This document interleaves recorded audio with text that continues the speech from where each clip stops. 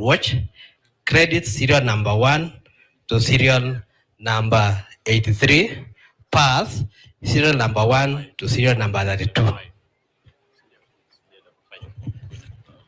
Craft in petroleum and geoscience, pass serial number 1 to number 7.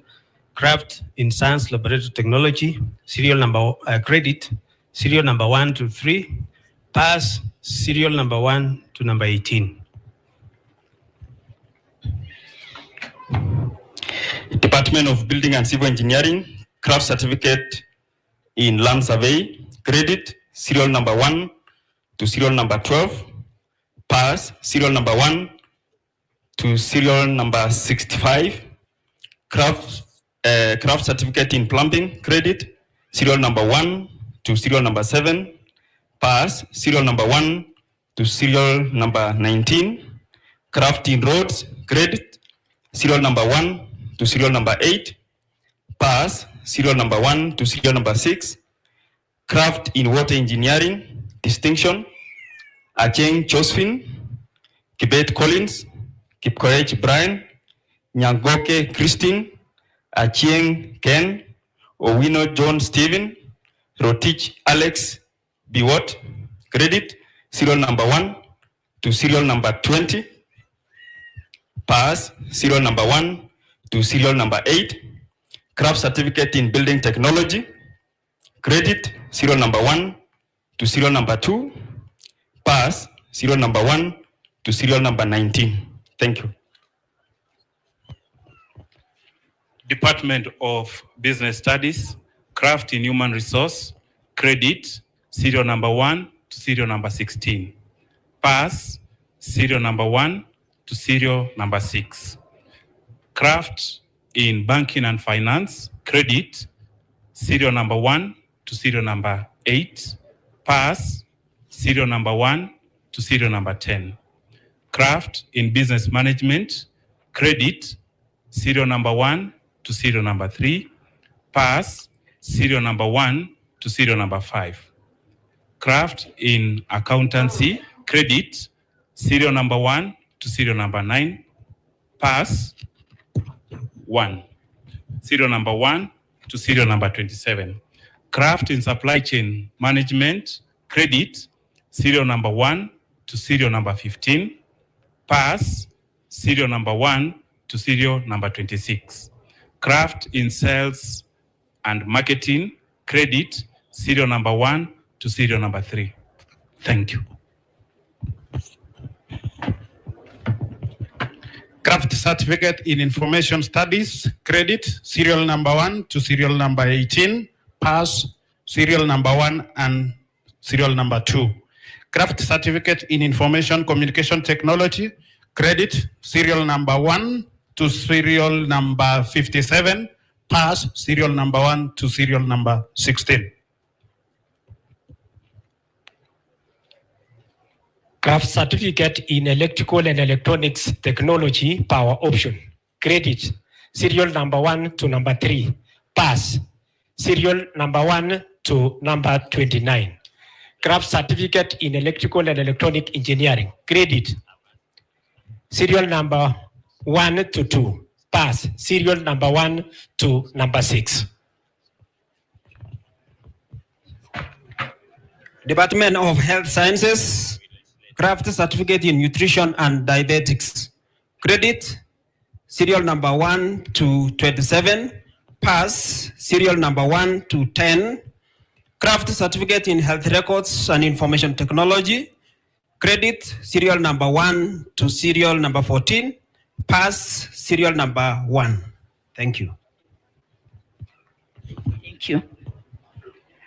From the Department of Hospitality and Institutional Management, craft in food and beverage production, sales and service, credit, serial number 1 to serial number 4, pass serial number 1 to serial number 16. Craft in catering and accommodation operations, credit, serial number 1 to serial number 60, pass serial number 1 to serial number 23. Lastly, craft in tour guiding, credit, serial number 1 to serial number 17. And lastly, pass, serial number 1 and serial number 2.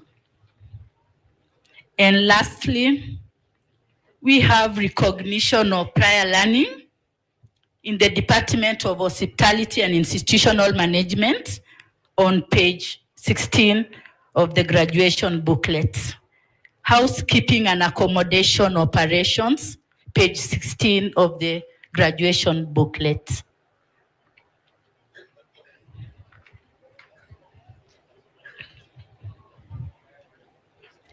So we have housekeeping and accommodation operations, which is an equivalent of craft because it's level 5, and the graduate who scored mastery is Nyongesa Ricky. Thank you so much. Craft in social work and community development, distinction, Abongo Lavenda Akinyi. Credit, serial number 1 to serial number 68. Pass, serial number 1 to serial number 14. Craft in childcare and protection. Credit, serial number 1 to serial number 16. Thank you.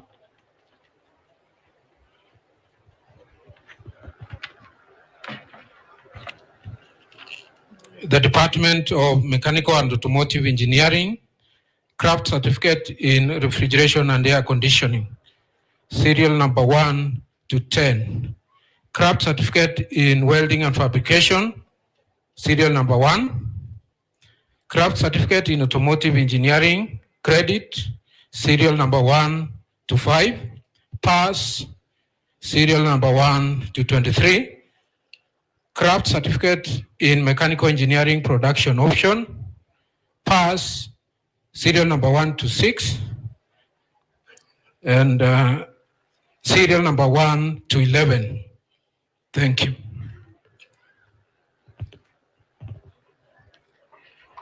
The artisan, the craft graduates, can you be standing so that you be awarded by the guest of honor? Be upstanding. Thank you. I want to invite our guest of honor to award the craft graduates. Acting on the powers conferred on me by the TVET Act 2013, knowing that you have satisfied the examiners in your respective fields, I award you with the respective craft certificates. Congratulations. Our guests of honor, Madam, in the year 2023-2024, 2,315 graduates, certified examiners and assessors for diploma or level 6. I want to invite the HODs to present these graduates to you for the award in this order: agriculture and environmental science, applied sciences, building and civil engineering, business studies, computing and informatics, electrical and electronics, health sciences, hospitality and institutional management, liberal studies, and mechanical and automotive engineering.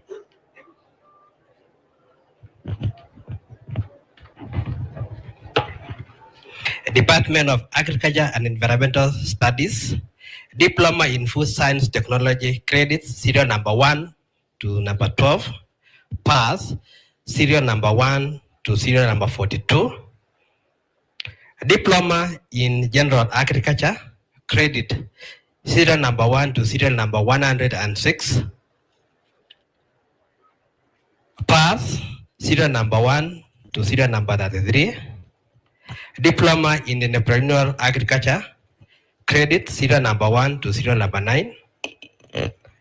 Diploma in Environmental Science, credits, serial number 1 to serial number 7. Pass, serial number 1 to serial number 10. General Agriculture Practitioner, level 6. Provisions, serial number 1 to serial number 12. Thank you. Department of Applied Sciences, Diploma in Applied Statistics, distinction, Adair Alan, pivot patients. Credit, serial number 1 to number 5. Pass, serial number 1 to number 2. Diploma in chemical engineering. Credit, serial number 1 to number 2. Pass, serial number 1 to number 16. Diploma in analytical chemistry. Credit, serial number 1 to number 6. Pass, serial number 1 to number 13. Diploma in analytical chemistry TEP program. Credit, serial number 1 to number 8. Pass, serial number 1 to number 5. Diploma in applied biology. Credit, serial number 1 to number 12. Pass, serial number 1 to number 10. Diploma in petroleum geoscience. Credit, serial number 1 to number 8. Pass, serial number 1 to number 16. Thank you.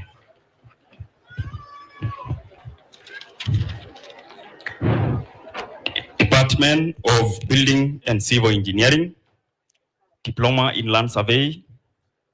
Credit, serial number 1 to serial number 51. Pass, serial number 1 to serial number 56. Diploma in Water Engineering. Credit, serial number 1 to serial number 10. Pass, serial number 1 to serial number 13. Diploma in Civil Engineering. Credit, serial number 1 to serial number 21. Pass, serial number 1 to serial number 56. Diploma in Water Engineering. Credit, serial number 1 to serial number 10. Pass, serial number 1 to serial number 13. Diploma in Civil Engineering.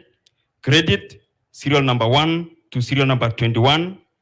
Pass, serial number 1 to serial number 108. Diploma in Building Technology. Credit, serial number 1 to serial number 10. Pass, serial number 1 to serial number 78. Diploma in Architecture, serial number credit, serial number 1 to serial number 7. Pass, serial number 1 to serial number 12. Thank you.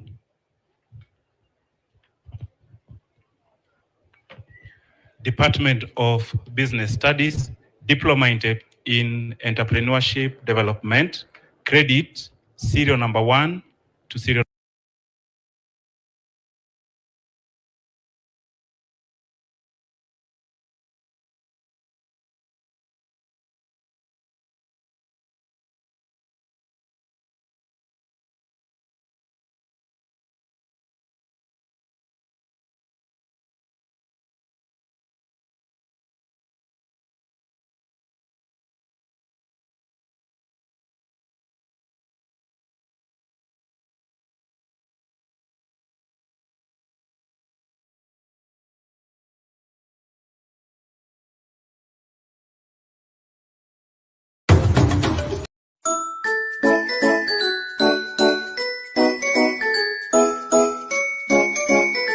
Merry Christmas. Tazama Sound Candy Talk upate ufahamu.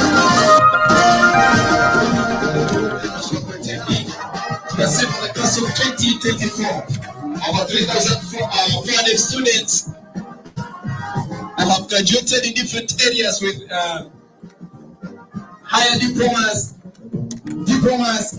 and certificates. We say congratulations. Yeah.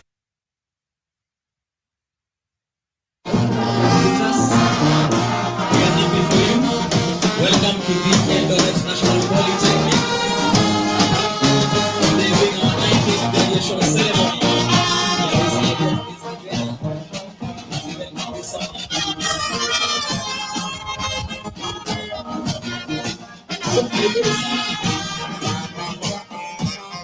All the guests, we say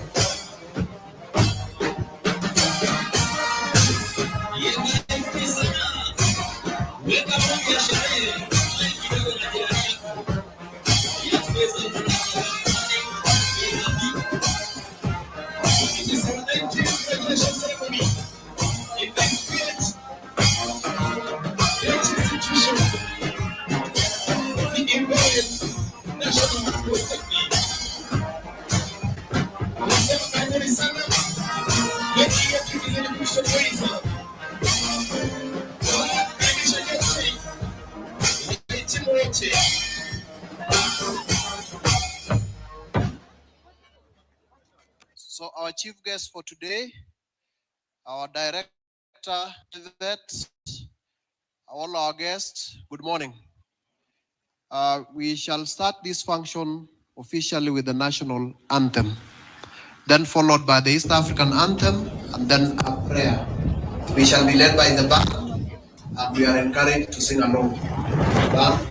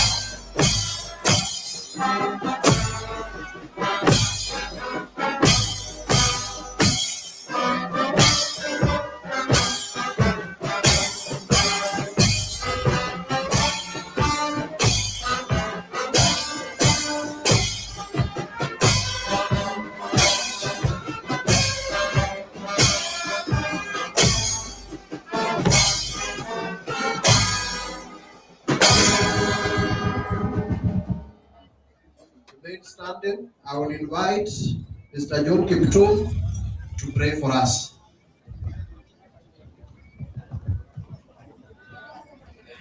Thank you very much. Let's bow down and pray. Heavenly Father, we want to thank you. We want to glorify your name once again this morning. Thank you, Lord, because of each one of us that has been here. And we want to thank you as we start our program. Thank you because of everybody, even the parents that have made all the way to come, the students, the lecturers, and everybody that has been able to be here.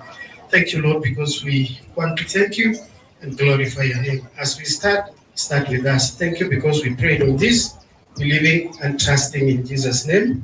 Amen. We can take our seats.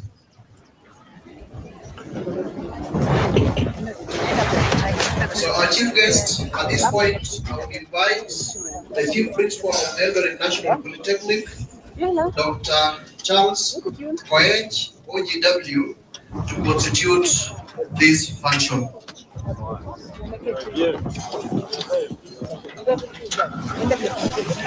Our chief guests, all the invited guests, our graduates, good morning. By the powers conferred upon me by the Eldoret National Polytechnic in the legal order number 114 of 2014 and the TVET Act of 2013, I declare this 19th graduation convocation of the Eldoret National Polytechnic duly constituted. Thank you very much, our chief principal. We are going to the next phase of this graduation ceremony. We are going to have one piece of entertainment by a dance group known as Igniters, and they'll be here very briefly.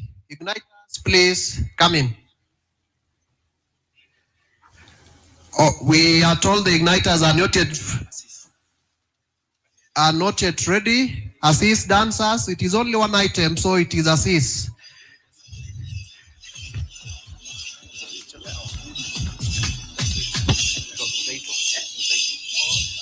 So assist very quickly and briefly. Yes, yes.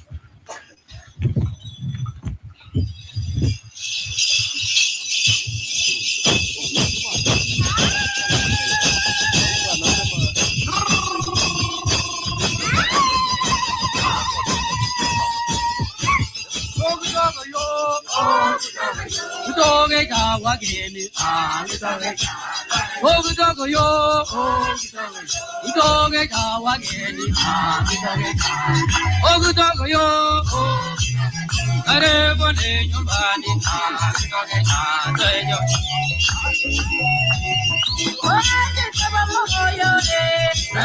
Ziza bana kenya la pito yori ke tumo tungainyon Ala ziza bana kenya la pito yori ke tumo tungainyon Ala ziza bana kenya la pito yori Ebo makmati yo Ala ziza bana kenya la pito yori Asis Padillo, Villa.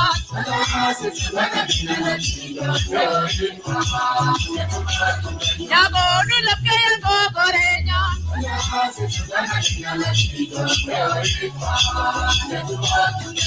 Ala Asis Villa.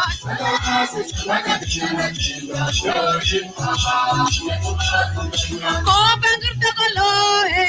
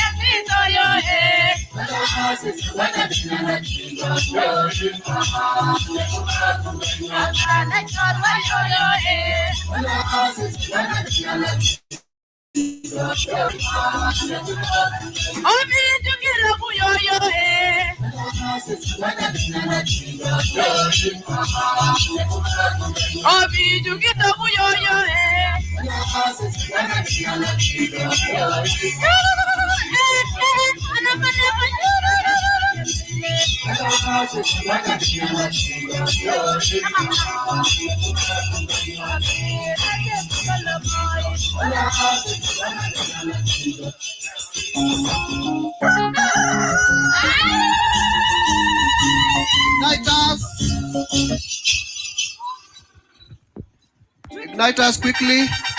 2 minutes.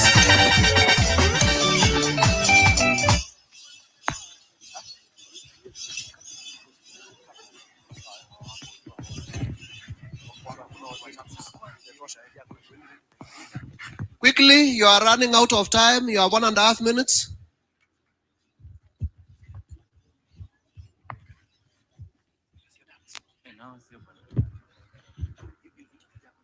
Haina shida.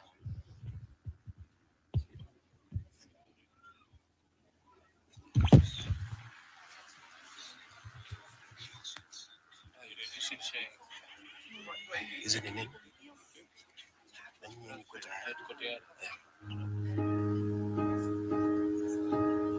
I miss you. Your name's still.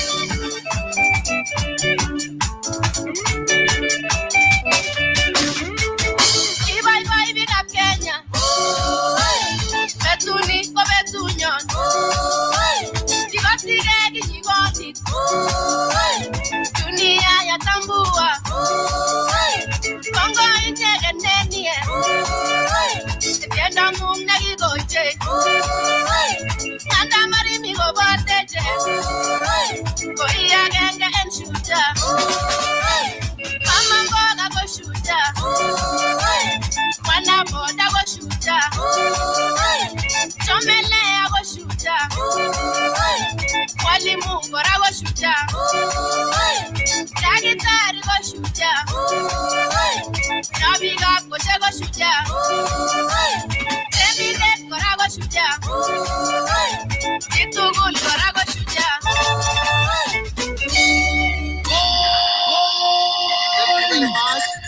Drop us for only 2 minutes. Then we wind up entertainment. Quickly.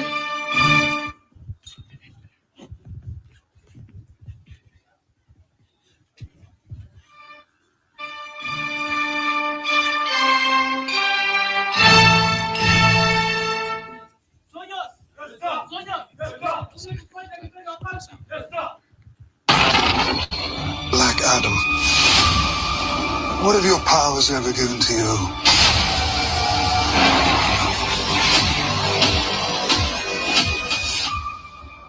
Nothing but heartache.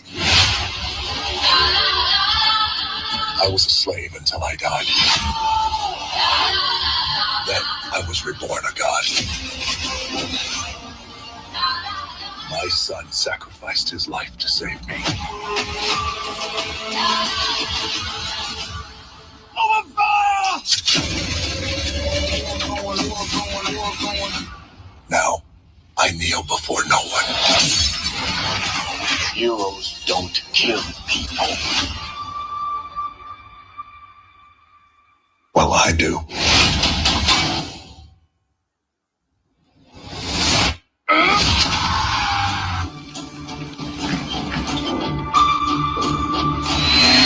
Behind you! Did he just catch a rocket? He got a rocket.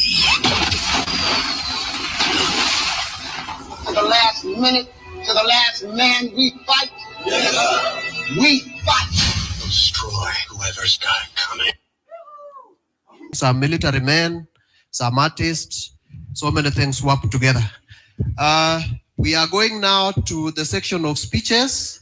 I would invite the president of the Eldoret National Polytechnic Students Union and his team for a very brief introduction and very few remarks. You must appreciate we are short of time. So chairman and your team, TENEPSU, quickly. Yeah, check. Okay, thank you very much. The NEPSU team, together with the modeling team, kindly.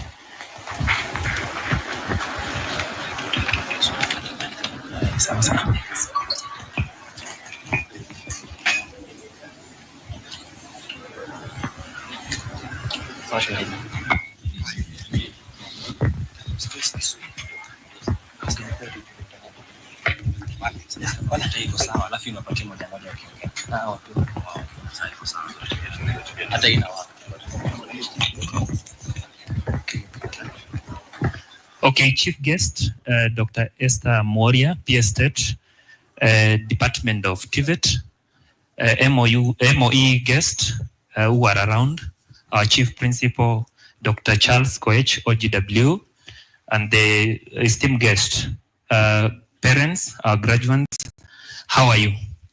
How are you? My name is Sholei Elijah. I'm the school president, the Eldoret National Polytechnic. And in front of you, the TENEPSU team. TENEPSU team is a student body that is constituted through an election. The Deans of Student being our patron, actually to act as a link between the student and the administration. So today, I'll just let them to introduce themselves. Just say your name and the docket which you are holding. Thank you so much. We shall start from the far end.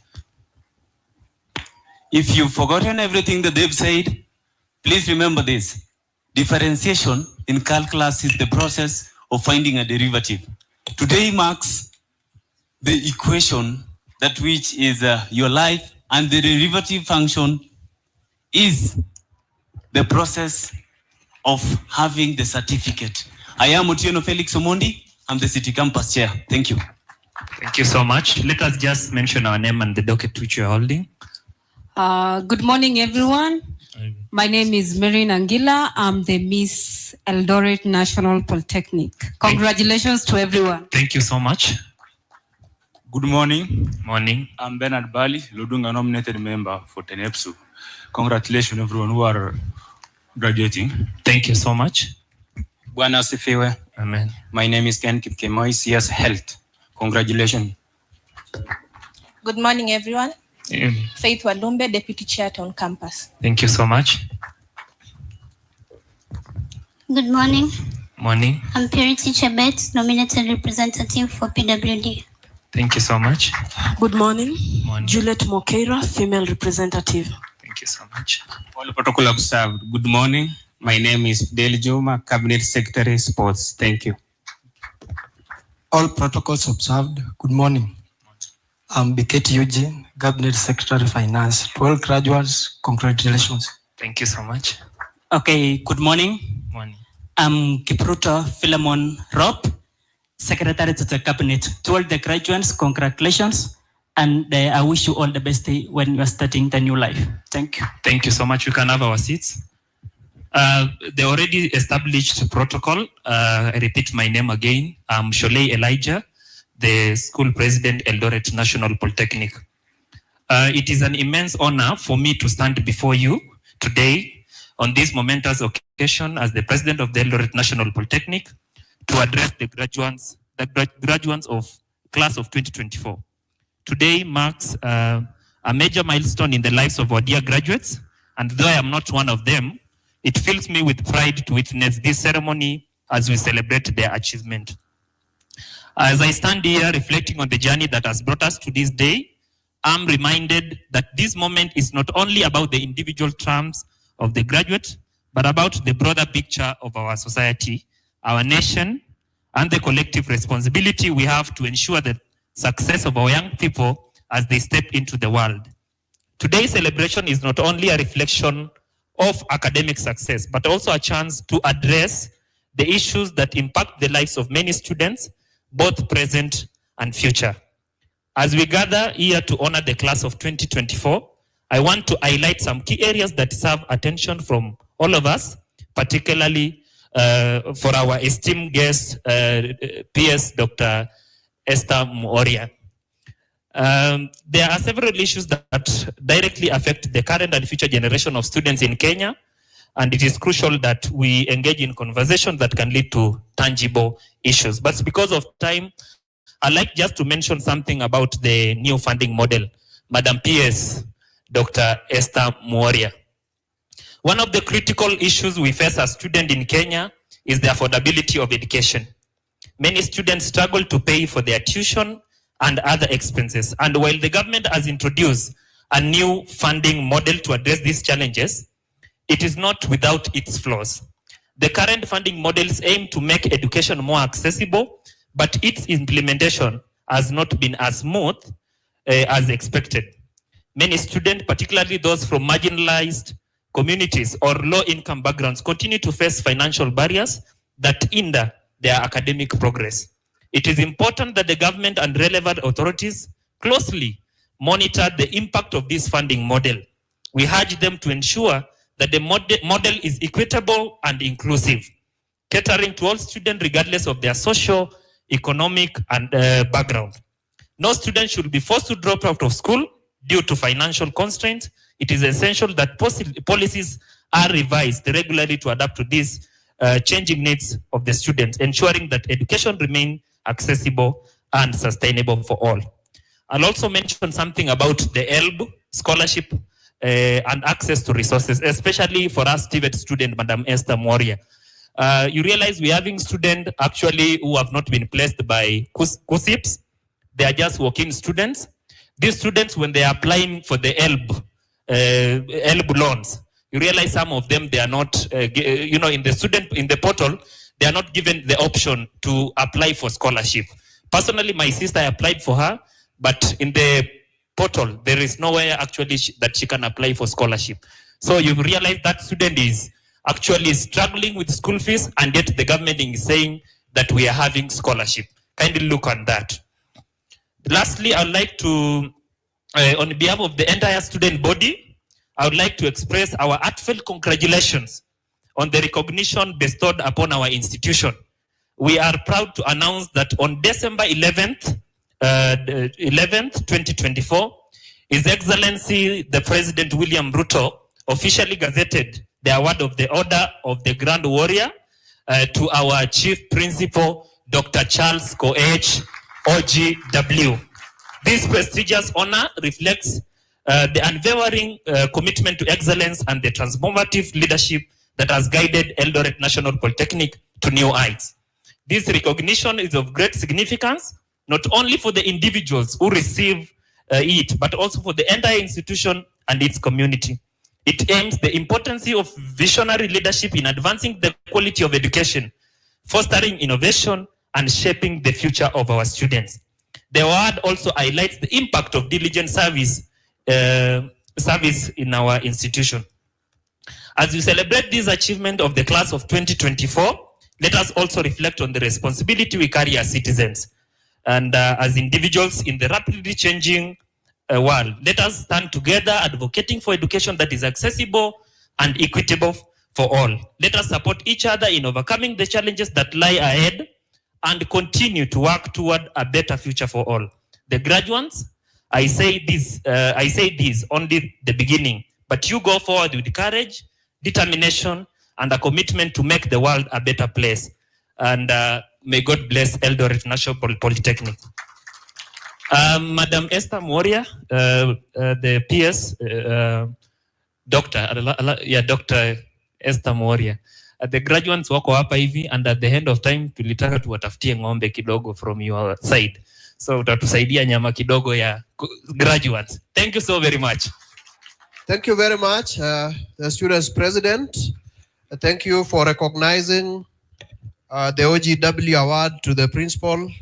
I will not thank you for asking for nyama, but that is given. So at this point, I would invite the chief principal of the Eldoret National Polytechnic, Dr. Charles Koech, to manage the program from this point forward. And for the graduates, we have been told the principal is Dr. Charles Koech, OGW. When we go out there, let us offer distinguished service for you also to get recognition. Thank you. Karibu sana daktari. Thank you. I want to allow the president to allow the chief guest to listen to us. Thank you. Our chief guest, Dr. Esther Tahara Moria, CBS, and congratulations for also being recognized by the head of state. The county commissioner, Dr. Edison Nyale, the county director of TVET, all distinguished guests, graduates, parents, members of staff, our trainees, ladies and gentlemen. Good morning. It gives me great pleasure to join you during this 19th graduation ceremony. And before I make a few remarks, we want to acknowledge the following members who are here with us in our midst. I want to request that all graduates, the graduating class from wherever you are, could you be upstanding and wave at the chief guest? Can we rise up and wave to the chief guest? Thank you, thank you, thank you. You're looking beautiful and handsome. I also want to acknowledge the presence of other trainees who are not graduating from wherever they are. Can you also wave to the chief guest? You don't need to rise, just wave. Thank you. We want to acknowledge the alumni, former students of this great institution, including the deputy principal in charge of administration. Let's appreciate them. Thank you. We also want to acknowledge the members of staff from where you are. Let us also appreciate the chief guest. The heads of departments, both academic and non-academic.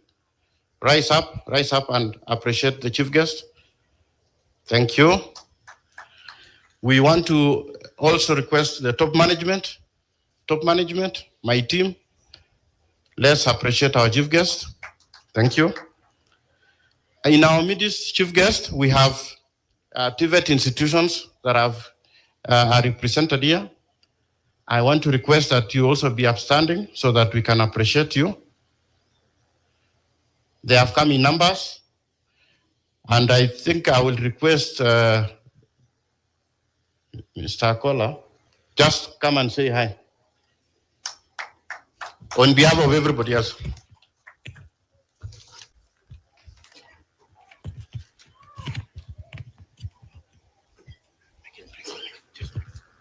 Thank you, sir. Chief guest, all protocol observed. On behalf of our colleagues who are principals of TVET institution, I want to say congratulations to the graduates, the class of 2024, and we want to say, chief guest, we are honored for finding time to come and grace this occasion. Karibu sana. Thank you. Thank you. Mr. Akola is the Chief Principal at the Kitale National Polytechnic. In our midst, we also have universities represented. I will request that they be upstanding. And since they are visitors to the TVET sector, I think we'll give them an opportunity to just mention their names briefly. Mention them only. Universities. The University of Eastern Africa, Baraton, the DVC representing the Vice Chancellor. My name is Dr. Shadrach Kamundi. Welcome and congratulations. I would wish to welcome all of them for upgrading programs at Baraton. God bless. Thank you. God is good. Yes, I'm Professor Jennifer Monyua from Catholic University of Eastern Africa, Professor of Psychology at Igaba campus, representing the Vice Chancellor and the Director, Professor Segeja, who is on duty in Italy. Thank you. Let the mic come this way. Start with University of Eldoret.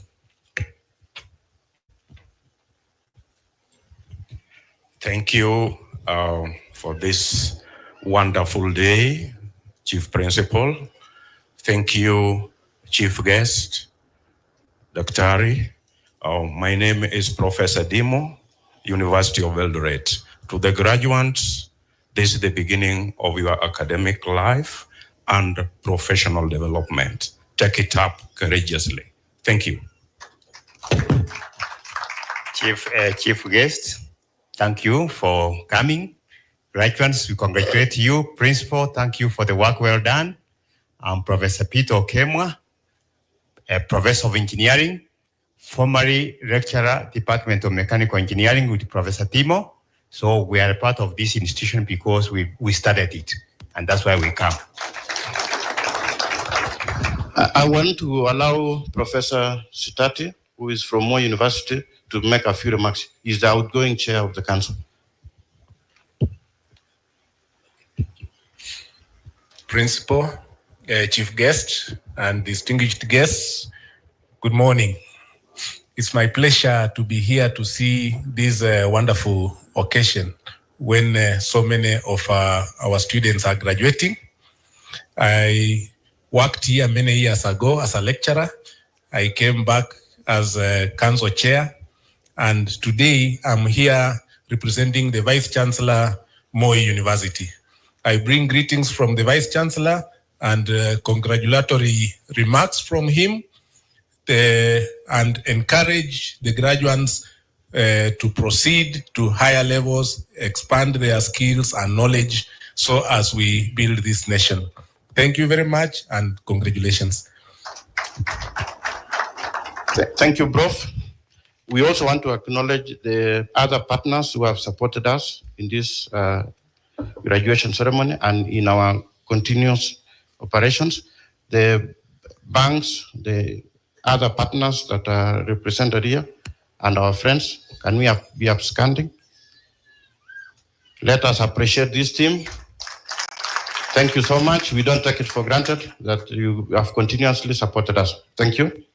We want to acknowledge our friends and our neighbors from wherever they are. We want to also recognize the industry partners who are supporting us in our training, especially in the dual training. If they are here, can they also be upstanding?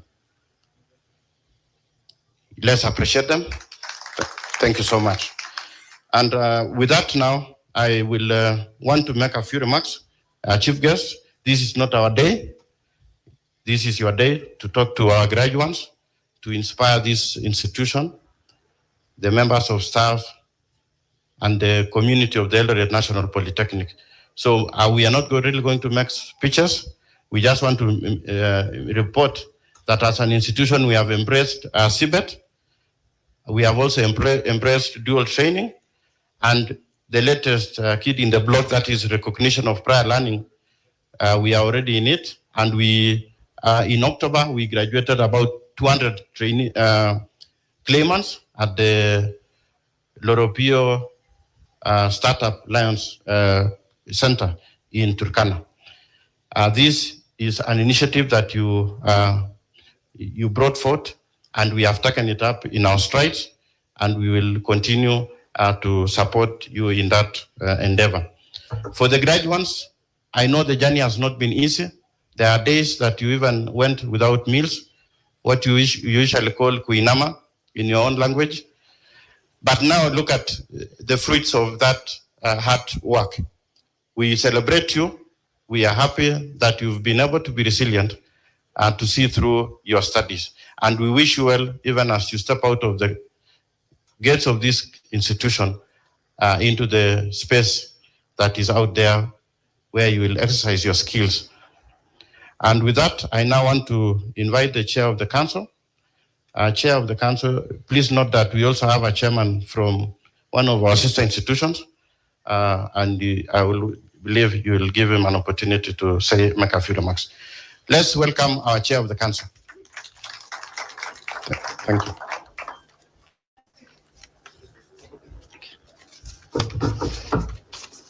Our chief guest, Dr. Esther Moria, PS, State Department of TVET, Minister of Education, representatives of various universities and institutions, distinguished guests, graduates, parents, members of staff, ladies and gentlemen, good morning. I think before I read my speech, I would like to introduce the members of the Governing Council. Please be upstanding and wave to the congregation. Okay. Thank you. Before I make my speech, I think like the chairman of Nairobi National Polytechnic just come in front, just say a few words.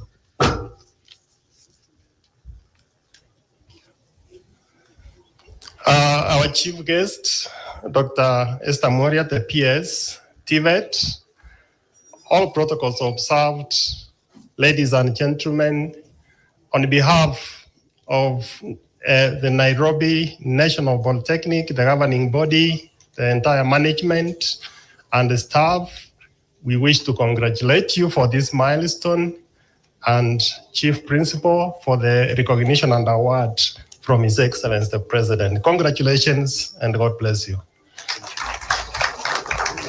Thank you. I am with immense pleasure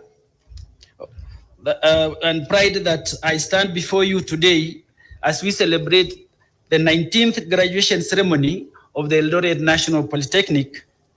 On behalf of the council, I extend a warm welcome to all of you, our esteemed guests, the graduating class of 2024, parents, guardians, friends, and supporters of the Polytechnic. Today marks a significant milestone in the lives of our graduates, and we are truly honored to share this moment with you all. First and foremost, I want to take a moment to congratulate the graduating class of 2024. Over 3,000 students will be receiving their certificates and diplomas today, a remarkable achievement. The success of this class is a testament to their hard work, dedication, and resilience. It is also a reflection of the tireless efforts of our dedicated teaching and non-teaching staff who have guided and supported these students throughout their educational journey. The fact that we are graduating such a large class today further confirms the ever-increasing enrollment of the Eldoret National Polytechnic.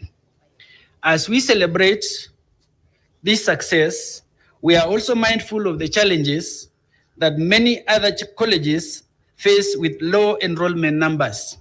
In contrast, we are grappling with the opposite challenge, a huge influx of students. However, let me assure you, we are not complaining. In fact, we embrace this challenge with open arms as we take up the responsibility to provide opportunities for deserving Kenyan youth to acquire the critical skills needed to contribute meaningfully to our nation's development. We are acutely aware of the government's strong resolve to make technical and vocational education and training, TVET, a top priority in its development agenda. This recognition and support are vital for ensuring that our youth are equipped with the skills that are essential for national growth. The increased demand for TVET programs is a clear indication that there is a strong desire among our youth to gain practical skills that allow them to succeed in the ever-evolving job market. As our enrollment continues to rise, we also face the challenge of meeting the growing demand for resources, facilities, and infrastructure. To address this, we have worked hard to create more lecture rooms, laboratories, and workshops. One of the key areas of the focus has been the library.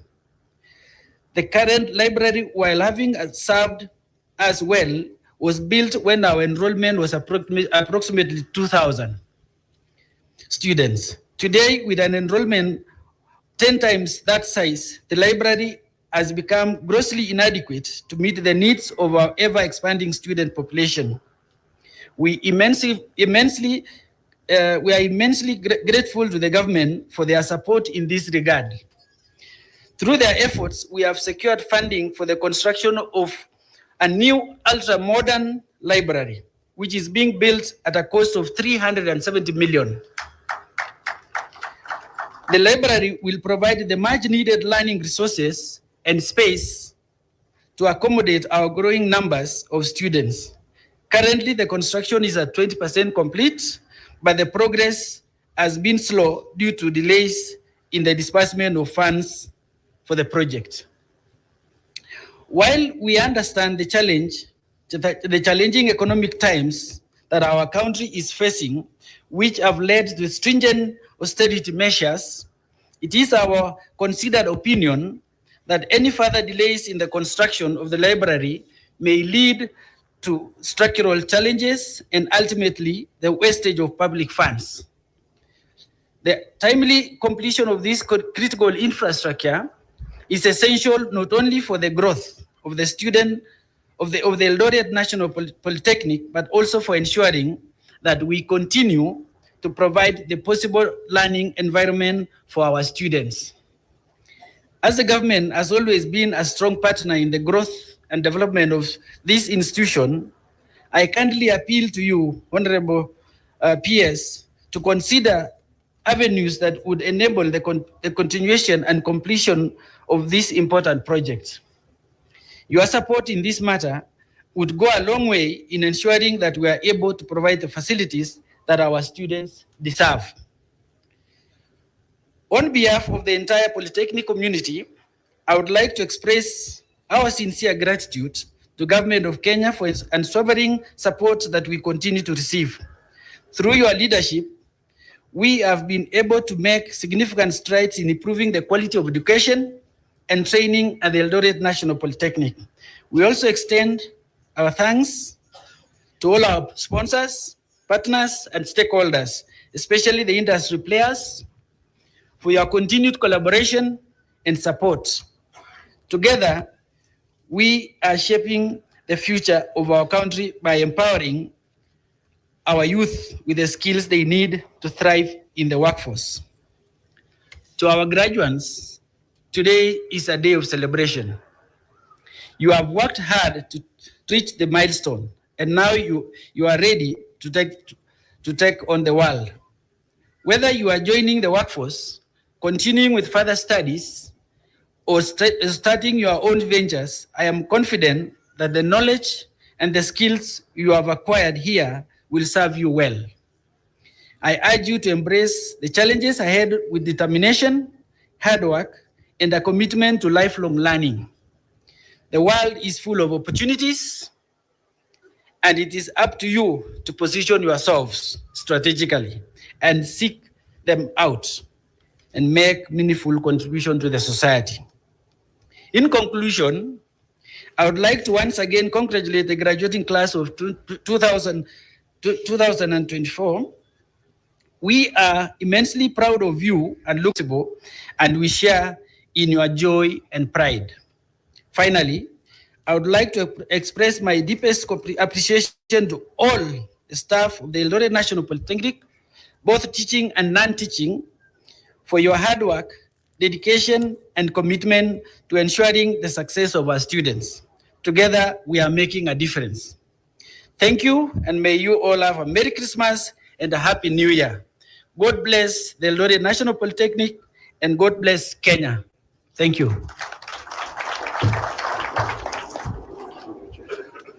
Can we appreciate our chair, please? Our chief guest, we have in our midst the county commissioner. I think I mentioned that, Dr. Edison Nyale, and I will be inviting him to step forward to make a few remarks. But before that, let him acknowledge if there are any other national leaders who are with us today, so that they can be acknowledged. Karibu kaka.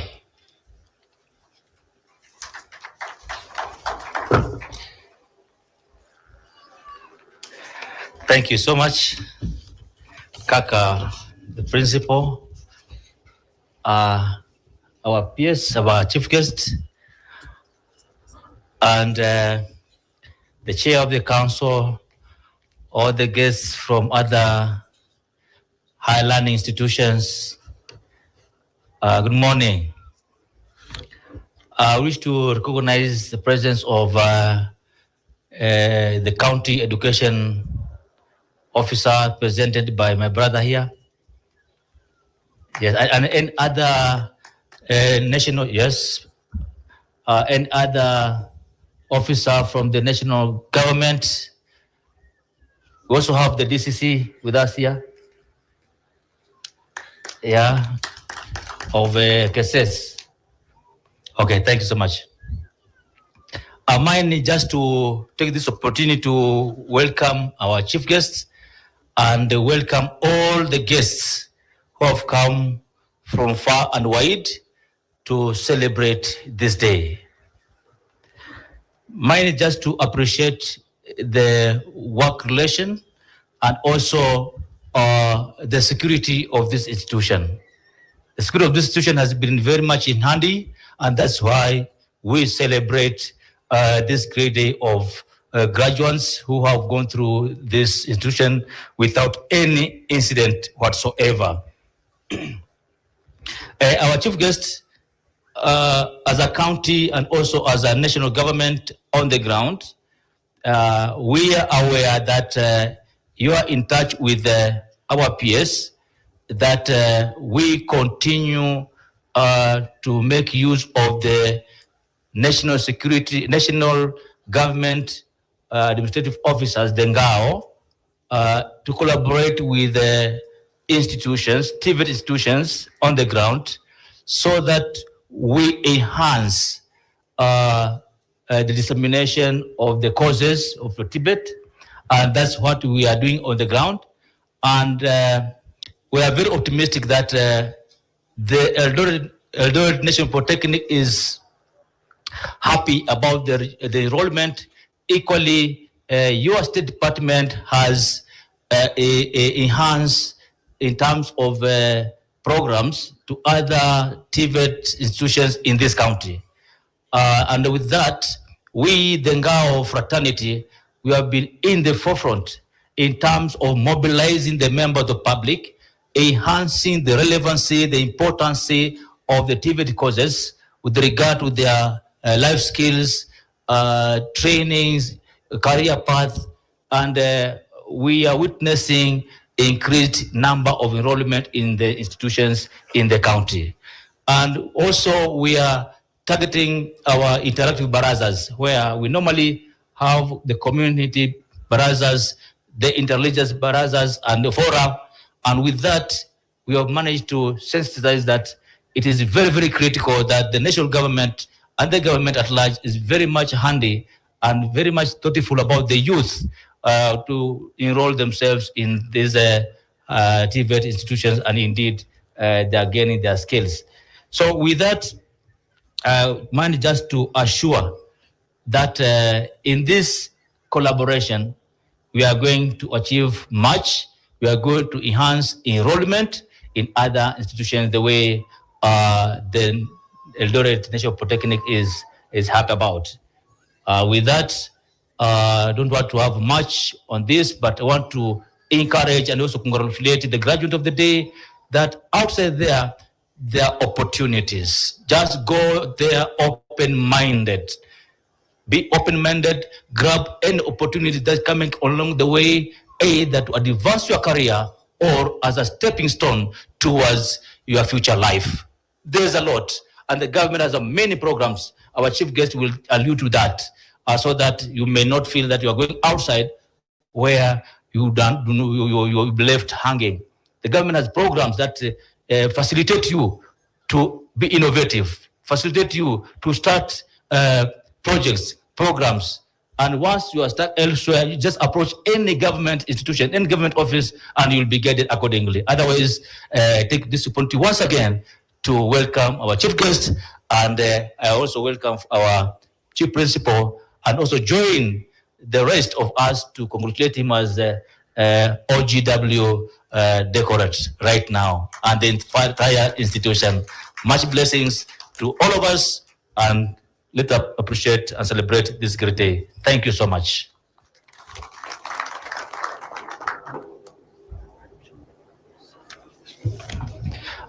Kindly let us be upstanding. This is our day. This is our day.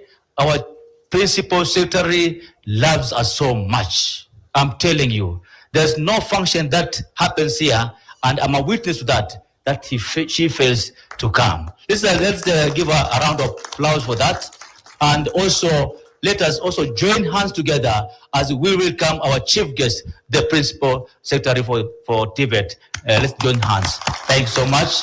So, welcome our chief guest. Thank you. Welcome. Please be seated.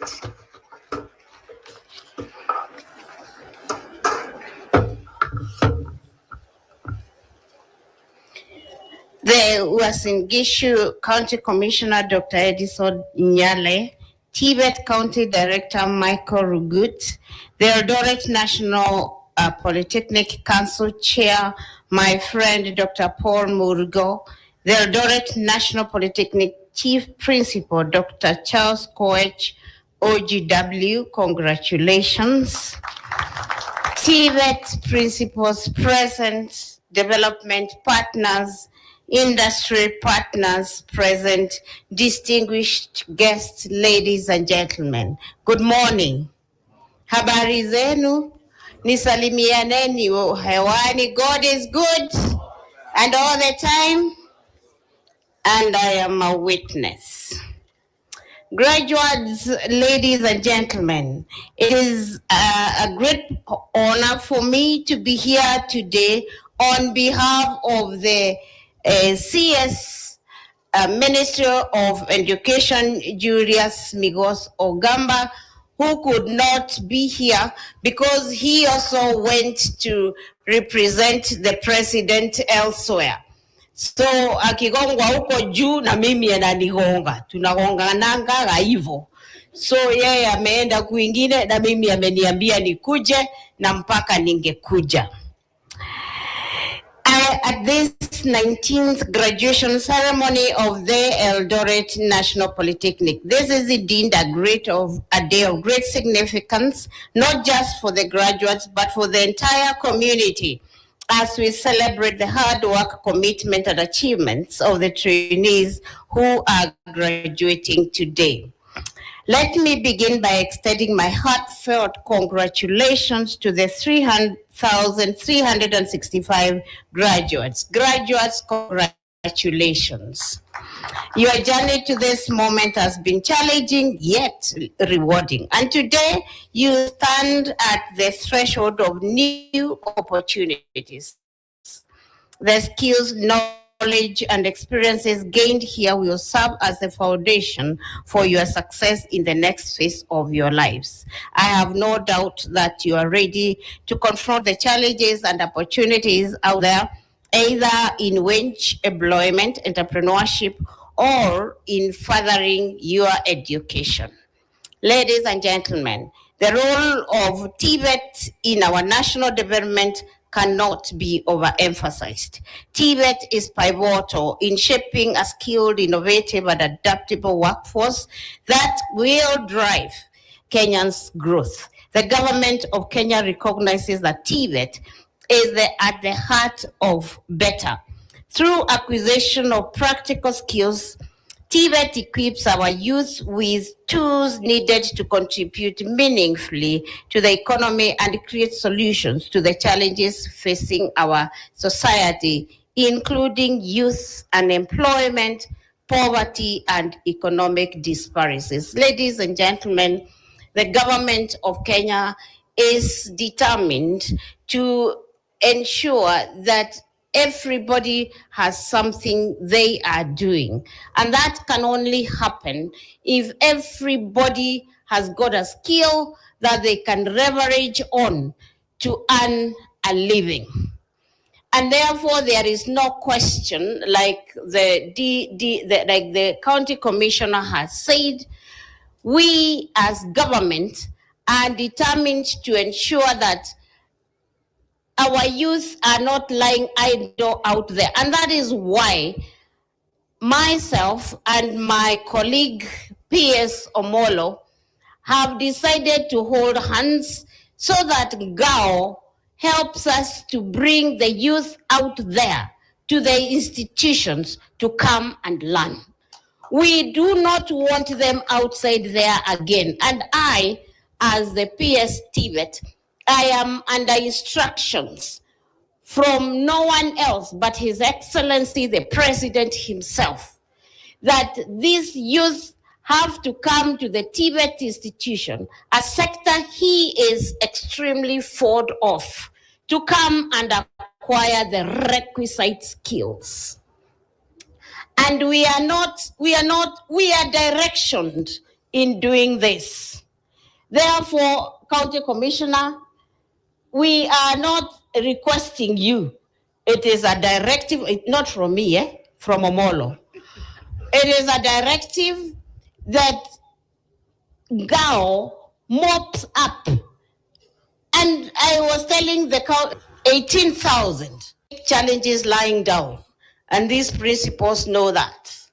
So by June 2025, principal, we are going to be how many? Over 20,000. You will be over 20,000. Nationally, we shall be over 2 million. And so I hope those other principals there are hearing me.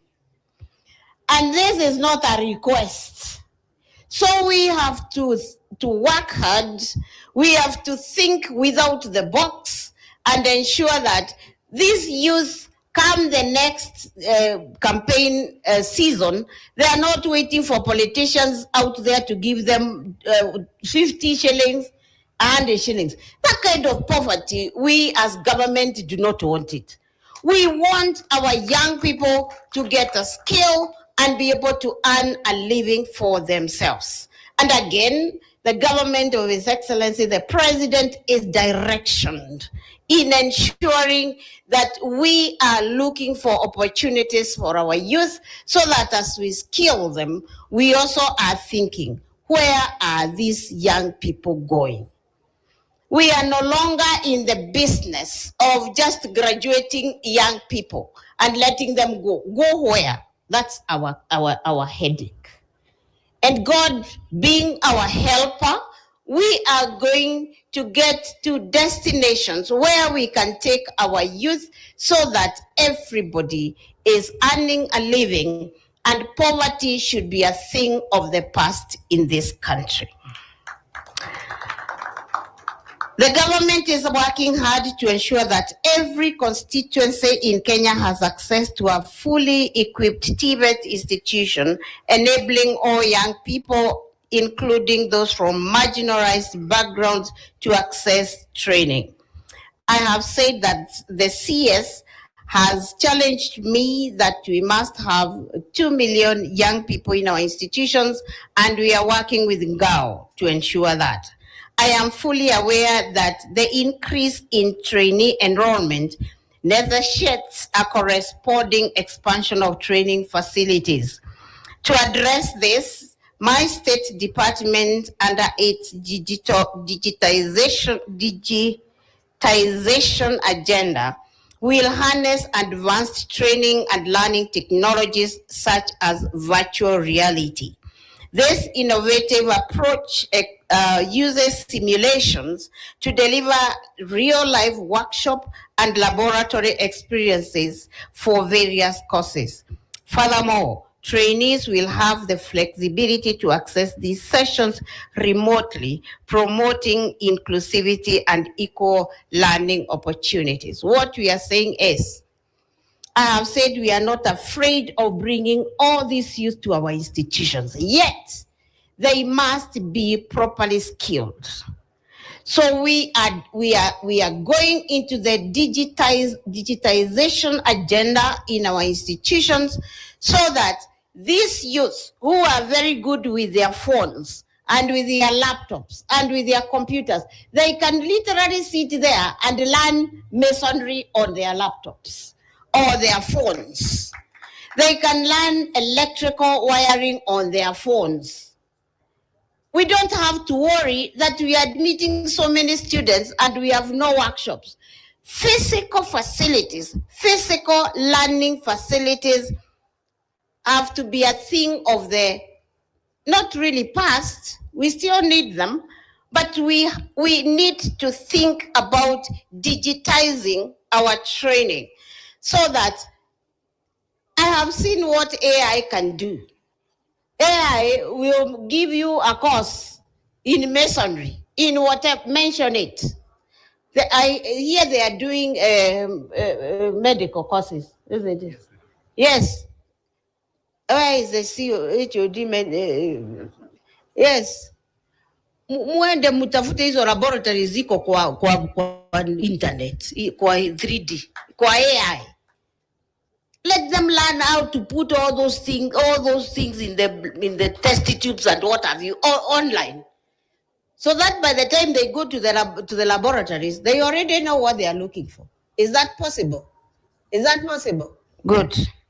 That is what we are looking for, so that we are not saying we are admitting all these young people here and we do not have classrooms. Actually, we don't need classrooms. We have a program called Ujuzi Manyatani. These principals of mine know the program. They have nothing. Ni uko. We skill them under acacia trees, and they are very well skilled. And this is why we are saying, in this department, we are also going to have to think without the box. How do these young people get the skills? And the traditional way of, chairman, your library yako unajenga hapo, is it $1 billion or how much is it? 370 million, mimi sina hiyo pesa. Sasa tutaona vile tutaendelea pole. But in the meantime, it's a very good structure. It's a very well done structure. Wacha waingie huko chini, huko ndani mahali kumemalizika. With their laptops, wakae huko chini waendelee kusoma before we finish. As government continues to prioritize TVET in its annual budgetary allocations, recognizing the immense potential of the sector in driving socio-economic transformation and enabling environment for TVET subsector is created to produce skilled graduates who are ready to actively contribute to the development agenda of the country. Additionally, the government resolved to ensure affordability through the current funding model ensures that no youth is left behind. My dear son, we were asked to recraft the new model, but even before the model, or the president came up with a committee, it is the universities who are complaining about the funding model. It is the universities. Us, we never complained a single day. The only problem we had was that there was a bit of liquidity issues. Sawa. So sometimes we didn't have the exchequer ready on time. But with the funding model, all right, we have changed it a little bit, but we really didn't have a big problem with the funding model as long as the funds were available. The other thing you talked about was being able to apply for the loan or for the scholarship itself. I have tasked these institutions to have a desk. Do you have desks? To have desks, and I hope there are several desks here, where students can come in, register, and the next thing they are going to do is go straight to applying for scholarship and loan. Now, you also talked about onboarding of the walk-in students so that they are able to apply. We now have a desk at COOPS with 2 officers, my officers at COOPS. And we agreed before that was done with the CEO, Dr. Mercy. We had a discussion and we agreed that we have that desk for TVET students so that the walk-ins are registered and the principals and the registrars are able to forward them to the 2 officers on the TVET desk at COOPS. So that should not be an issue. And if it is, somebody in that continuum is failing. But because I already knew that problem, that is why I set up that desk. So you register here as a walk-in student, the registrar and the principal are able to forward that desk. And I hope all the principals have the contacts of the 2 officers at COOPS so that we do not have students not onboarded on COOPS registration and therefore be able to help for funding, to apply for funding. Sawa sawa. If you don't have, as the student president, the contacts for those 2 officers, ask my PAs here. Both of them are here. That one is Dr. Kanyi, this one is Donna. Ask them for the numbers of those 2 officers at COOPS. The government has been ensuring that the TVET sector is responsive to the needs of the modern labor market, both locally and internationally. Over the past few years, there have been significant reforms aimed at ensuring quality, relevance, access, and equity in the TVET subsector. Furthermore, the government is committed to ensuring that all TVET institutions, including the Eldoret National Polytechnic, adhere to the highest standards of quality. Quality assurance is critical, not just for the institutions, but for the future success. It is imperative that training provided meets the highest quality standards. Again, that is something we cannot overemphasize. Quality of training has to be ensured because we need requisite graduates from our institutions. The world is watching what we are doing. I have directed the National Polytechnics and CDAC, that is our examination body, to ensure, and this one I told them I am not discussing, that especially assessment is done together with industry. Mambo ya kuja ku assess or examine students here, principal, without industry. Ati unaita mtu twingine from, which is the nearest institution here? RVTTI, to come and assess my students here. Iyo sitaki. There are sector skills, what are they called? Industry sector, industry? Yes, industry sector skills councils who know exactly what the industry requires. Let them come and take part in assessing the students during exams. Were they here during the last exams? Yes. Utaniambia yes, lakini sasa hiyo nitajua. Tourism fund. Muliitwa? Sasa unajua mume collaborate na huyu vile mtaniambia. Let industry be here. If they are not here, postpone the exams, because we want to train from industry, with industry, for industry. And it is them who know what we are training or what we must train.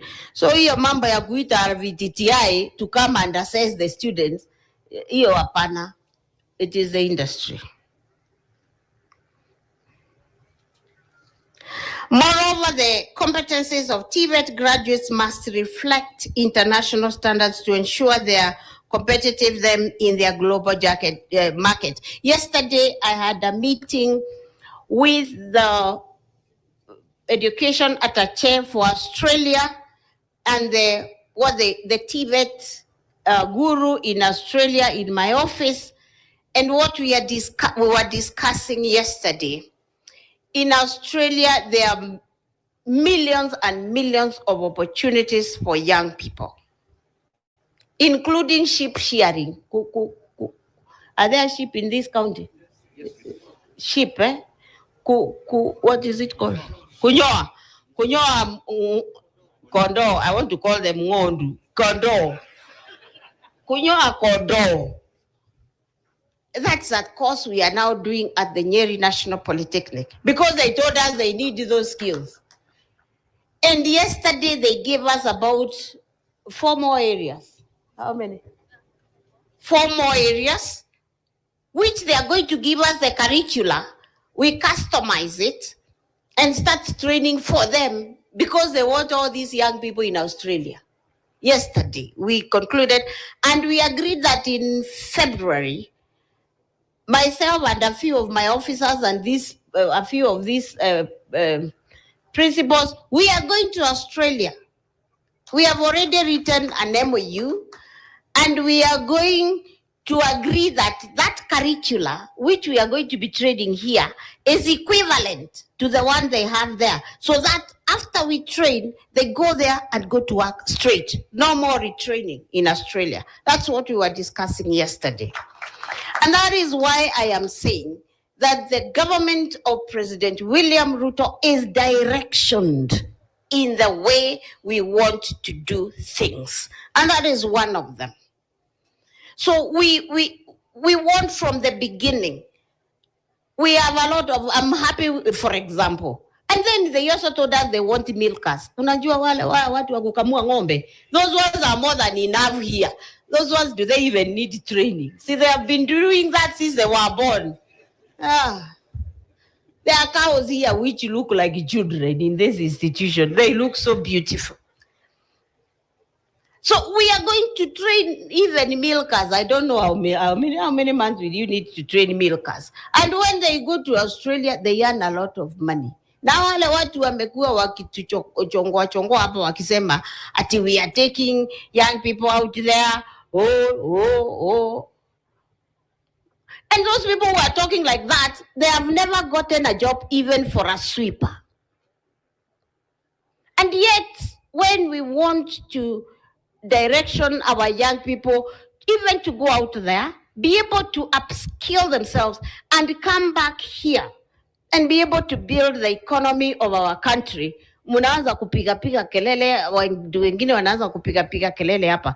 Wacha those who are prepared to make this country what it must be, waendelee. Wewe ukitaka kupiga kelele huko, you will be making noise for 40 years, sisi tutakuwa tumefika Canaan. Wewe kaa huko upige kelele. It pains my heart that these young people would graduate and go to do a lot of nothing there, when I have an opportunity to craft them in such a way that they earn a living for themselves, for their families, and for this country. For South Korea to get to where they are, they sent a lot of their young people to Japan, and they got recrafted and came back to South Korea, and it is what it is today, among other countries. These are the models we want to adopt as government, and please, if you want to join us in the bandwagon, please come. But if you want to be a naysayer, ili kuambia Moses, huku hakuna mikate ulitulete huku, hakuna nini nyingine hakukua maji, huku wewe kaa kando. Kaa kando. Sisi tutakula mana na tuendelee. Wewe ukikuja utakuta maji imerundi, you have nowhere to cross. International recruiters are increasingly seeking candidates who exhibit finesse. That's another thing. That is why I am talking the way I'm talking to my principals here. Finesse. You train properly. Sio kufundisha watoto ukikuta vitu zingine wamefanya ziko hivi tu. We need to train them with finesse because we are training for the international market. Charles, umesikia? I commend even as I tell you, I commend the Eldoret National Polytechnic for being proactive in labor migration through participation in the HOPS Labor Solutions Season Workers Recruitment Program, where agricultural trainees have been recruited to work in the United Kingdom for 6 months. Currently, the Ministry of Labor and Social Protection is conducting recruitment of youths today at Kabete, Nyeri, and Kenya Coast National Polytechnics for various skilled jobs in Dubai. Dubai needs between 5,000 and 7,000 young people to build in various courses, and I have already circulated to the principals, so we need to interview them, we need to take them out there, let them get reskilled, and come back to our country. We are talking about brain gain because like those who go to the UK, they have gone and come back. When they land here, they are like hot cake. Everybody wants them because they are so well reskilled. So young people, put your best foot forward. We, as government, you have our back. Recognizing the importance of smooth assimilation into the foreign countries, TVET institutions are also equipping graduates with proficiency in foreign languages such as German, French, and Mandarin, further enhancing their employability and opening doors for international opportunities. I note with commendation that the Eldoret National Polytechnic is training in German language. Congratulations. Let me turn my attention to the graduates.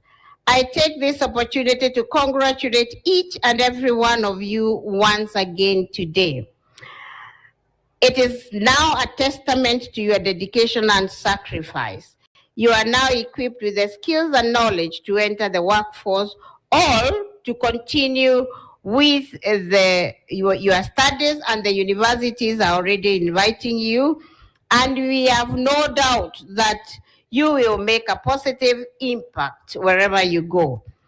I would also like to express my deepest gratitude to the parents, guardians, and all stakeholders who have contributed to the success of these graduates. Your unwavering support has played a critical role in ensuring that these young men and women have the opportunity to access education and the skills they now have. Your investment in their education is not just an asset for their future, but also for the future of this great nation. I recognize the challenges that many of you face, and I commend your determination to provide these graduates with the tools they need to succeed. To the Eldoret National Polytechnic Board, institutions management led by the Chief Principal, faculty, and the entire staff, congratulations for achieving this milestone. And before I sign off, I think I've already talked about the funds that the chairman was asking me for. But even as we struggle to provide the funds from Nairobi, please also, as institutions, you are supposed to have industries within the institutions. Which industries do you have here? What are you selling here? You have all the machines. I was asking the COD, the HOD, mechanical. I heard there was a time, once upon a time you are making bolts and selling. Muliacha kwa nini? Hapa iko ng'ombe mzuri sana. Simtengeneze yogurt. Simtengeneze yogurt, chairman. Ama niwe, you are not releasing money for this is supposed to, there are supposed to be various industries here so that you also produce some money, and I'm sure you are doing something. Na hiyo pesa mkitengeneza ichungwe vizuri.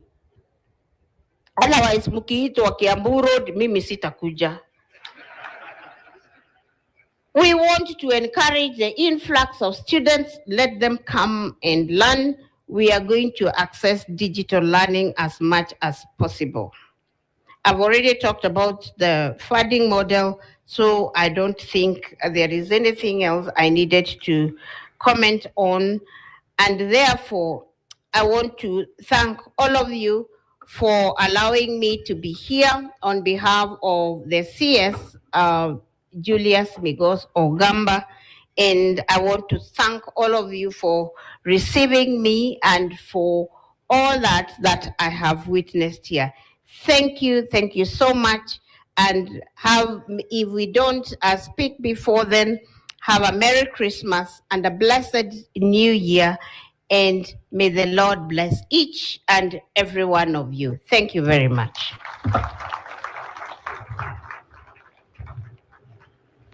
Let's be upstanding and appreciate our peers. A better clap for our peers. Let's have a TVET clap. TVET clap in factorials. We'll do 5 factorials. Let's start.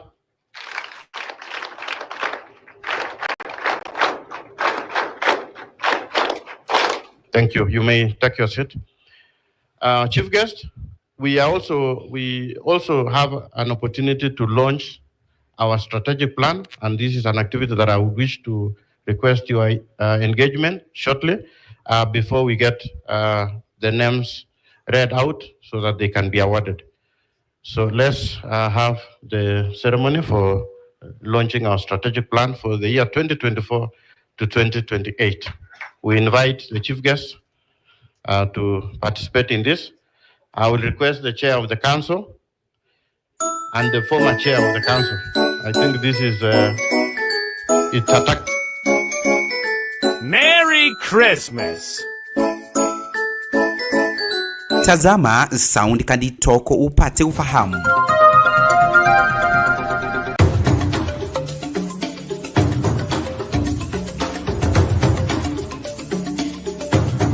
Katika msimu huu wa Krismasi, Sound Candy Talk inakujali.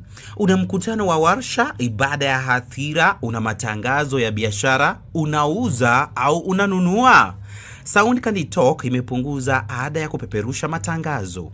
Wasiliana nasi kwenye barua pepe soundcandytalk@gmail.com au piga simu 0718454585.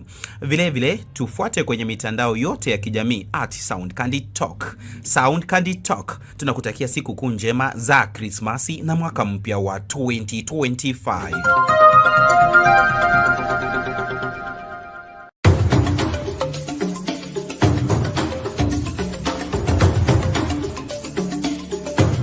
Tumekuwa kipaumbele kudadavua taarifa za kutwa kila siku kwenye Open Forum Political Show. Tangu Januari, sasa Disemba tunayo. Tunachukua nafasi ya kipekee kusema asante mtazamaji na mpenzi wa kipindi cha Open Forum Political Show na Sound Candy Talk. Unaposherehekea sikukuu ya Christmas na mwaka mpya, tunakuahidi mema zaidi. Sound Candy Talk, we wish you Merry Christmas and Happy 2025.